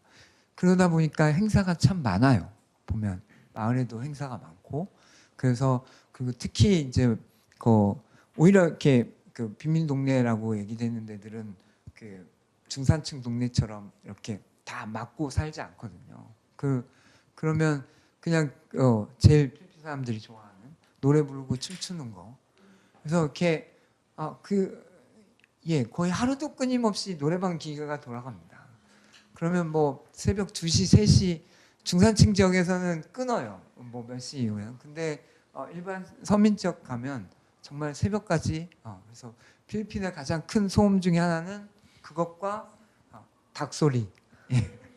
특히 지방으로 가면 그게 되는 이 배경 중에 하나입니다. 음식인데요. 저건 그 갈비처럼 보이죠. 저 많이 드셨죠. 그 아도보라고 부르는 게 있는데 이제 뭐 그게 뭘로 했느냐에 따라서 치킨 아도보도 있고 뭐 이제 이 돼지고기 아도보도 있고 그럼 하나가 뭐 있지? 뭐가 빠졌죠? 돼지고기 돼지고기 닭고기 소고기 예. 그렇죠. 맞습니다. 그래서 근데 이 고기를 절인 거거든요. 절이 약간 식초나 후추나 이런 걸로 절여서 이거의 근원은 스페인에서 왔다고 얘기를 합니다. 이제 고기를 저장하는 방식이었겠죠. 오래 먹고. 근데 보시면 좀 색깔이 우리 갈비랑 비슷하죠. 원래 스페인의 원래 원형이 되는 음식은 저런 색깔은 아니었다고 얘기하거든요. 저 검정색은 무슨 소스겠습니까? 간장 맞습니다. 그러면 간장은 중국 쪽에서 왔을 거겠죠. 그래서 일단 그런 스페인이나 서양에서 받은 어떤 문화적인 처음에 원형이 있지만 거기에 또 되게 동양적인 게 들어가고 또 여기 조림하는 방식이나 아니면 거기 또 이렇게 여기도 우리식으로 하면 항아리나 독 같은 데를 이용해서 이렇게 절이고 뭐 이런 방식들은 되게 동양적이거든요. 그런 게 이제 믹스돼서 이렇게 만들어진 결과물이 저 아도보라고 할 수 있습니다. 그래서 이렇게 제일 많이 필리핀에 가는 분들이 하는 질문이 필리핀 음식이 뭔데? 필리핀 필리핀 노래는 뭔데? 필리핀 전통적인 문화는 뭔데? 필리핀 전통이 대체 있냐? 뭐 이런 얘기를 하는데 그 얘기를 하기 시작하면 그러니까 정말 이렇게 제노인하고 올토독스하고 뭐 이런 걸 찾기 시작하면 사실 답이 없습니다. 그리고 필리핀의 학자나 이런 사람들도 글쎄 뭘까? 뭐 이런 얘기를 하게 되는데 이러면 사실 답이 없는 질문인 것 같습니다. 이렇게 애초에 이렇게 섞여 있는 것 자체가 되게 오래됐기 때문에 얼마나 오래됐겠습니까? 이렇게 스페인의 식민지가 된 시기가 언제라고 얘기해요? 이렇게 마젤란이라는 사람이 이렇게 필리핀에 도착한 해가 1521년. 1521년이면 우리의 어느 때쯤 돼요? 그쵸? 예, 맞습니다. 1492년이 조선 건립이고 1592년이 임진왜란이니까 그 사이쯤 되잖아요.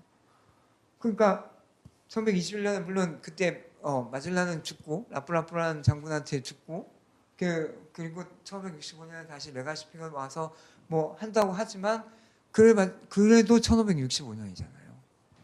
그때부터 한 300년? 그리고 미국 식민지 뭐 이렇게 하면 그것만 이제 몇 년입니까?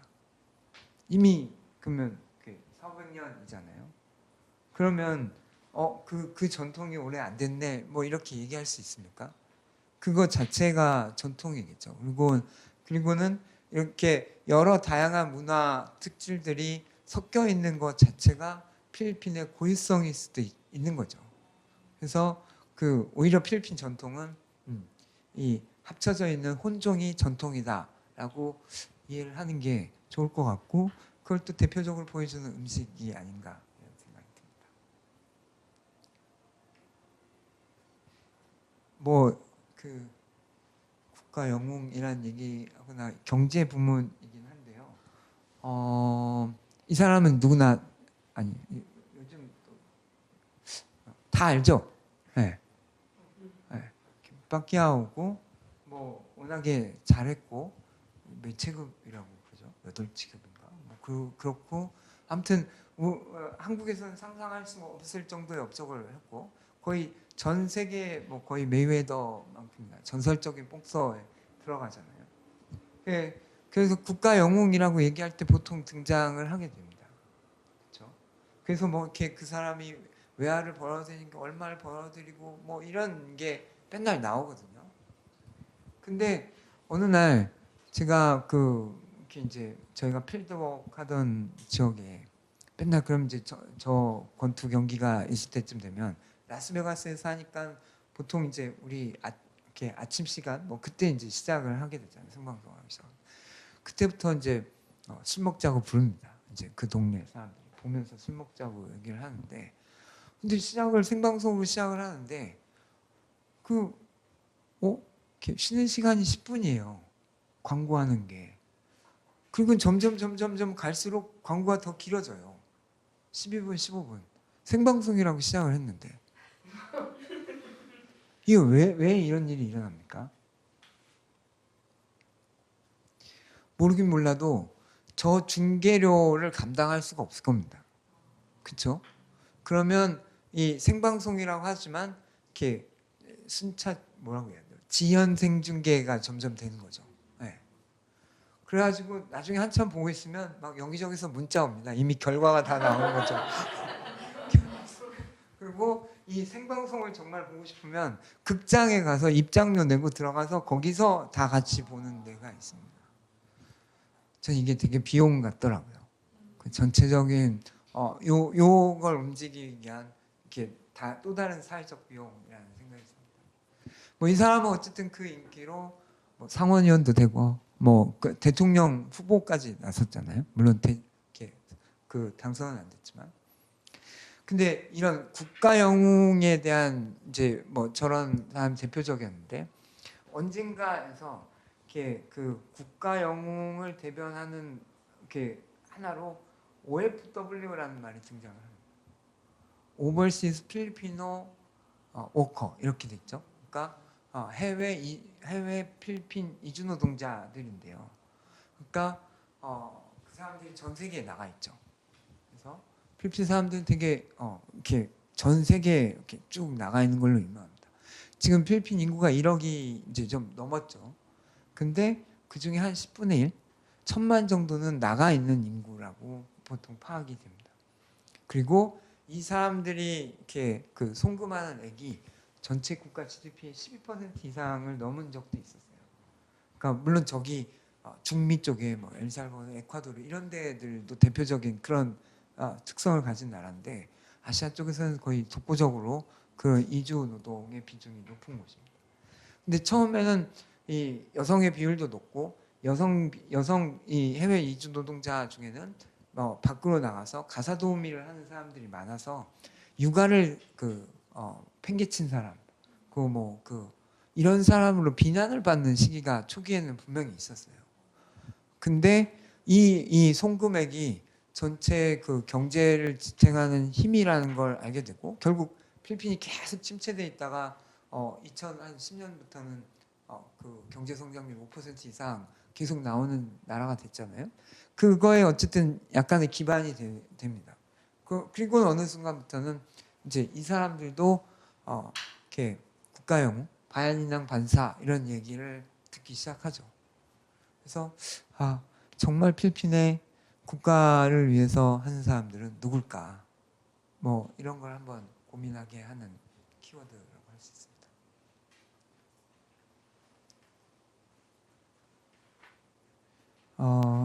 뭐 이야기까지만 뭐 하고, 그 문화와 인성 뭐 이런 부분에 대한 키워드인데요.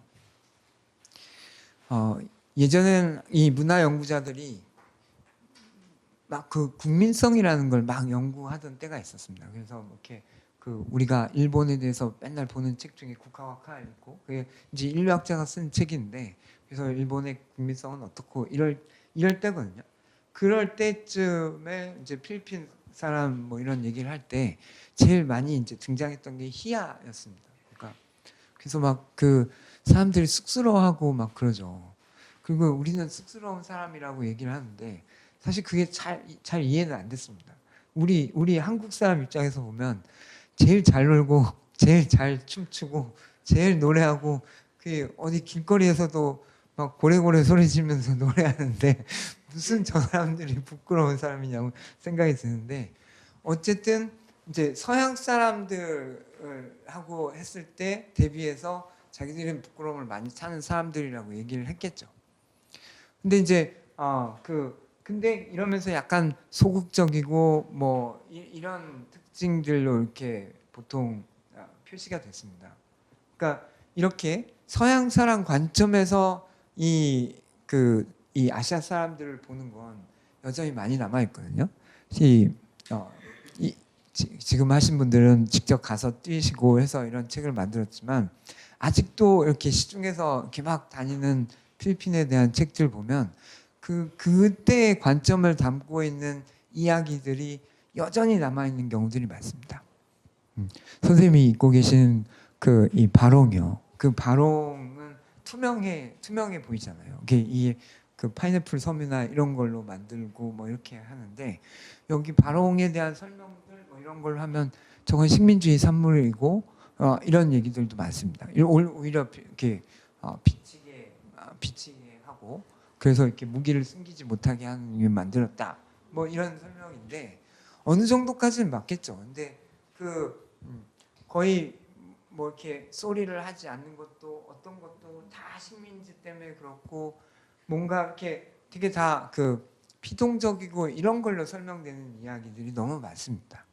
그래서 필리핀 안에서는 이런 거보다 오히려 까빠라는 이야기들, 필리핀 토착 학자들은 그래서 필리핀 사람들의 자긍심 그리고 이제 뭐 이런 빠끼끼 삼아 서로 이렇게 잘 어울리고 그리고 오히려 저 사람들과 나의 이 아이덴티티를 맞추고 그래서 이렇게 동질성을 이렇게 인식하고 이런 걸 되게 중요한 덕목이라고 얘기를 합니다. 그래서 이렇게 보시면 누군가 혼자 있는 걸 잘 안 놔둬요. 뭐 어디 마을에 행사에 가고 막 그러면 너는 빨리 해야 되고 막 특히 크리스마스 때 한국 사람 혼자 있다 그러면 막 무슨 큰 죄를 진 것 같이 어떻게든 끌고 가서 이렇게 데리고 가고 밥 먹이고 뭐 이런 걸 합니다. 그러니까 그런 게 이제 필리핀 사람들의 호스피탈리티를 설명하는 어떤 배경이라고 할 수 있습니다.